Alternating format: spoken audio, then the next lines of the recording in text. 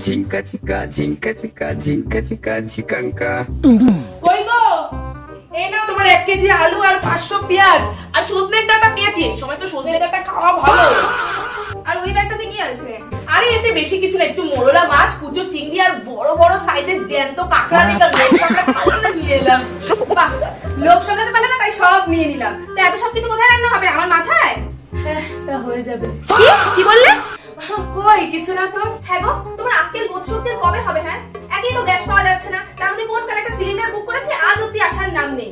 অনেক কষ্টে এই সিলিন্ডারটাকে আমি চালাচ্ছি, তার মধ্যে যত রকমের খাটনির জিনিসপত্র তুমি নিয়ে এসেছো। মানে আমাকে না খাটাতে পারলে তো তোমার পেটের ভাত হজম হয় না। না এই থামো তো, সব সময় খিচখিচ খিচখিচ করতে থেকে রোজ রোজ একই ডাল আলু সিদ্ধ খেয়ে মুখে চড়া পড়ে গেছে। কোথায় ভাবলাম একটু ভালো মন্দ খাবো, তা না। এই যেটুকু ডাল আলু সেদ্ধ পাচ্ছ, কাল গ্যাসটা শেষ হয়ে গেলে সেইটুকু আর কপালে জুটবে না। ভালো মন্দ তো দূর থাক, তোমার কিছু রান্না করতে হবে না, এই সব কিছু নিয়ে পাশে পুকুরে ফেলে দিয়ে আসছি। হ্যাঁ হ্যাঁ, তাই যাও তাই যাও। আর আসার পথে গ্যাসের দোকানে খোঁজ নিয়ে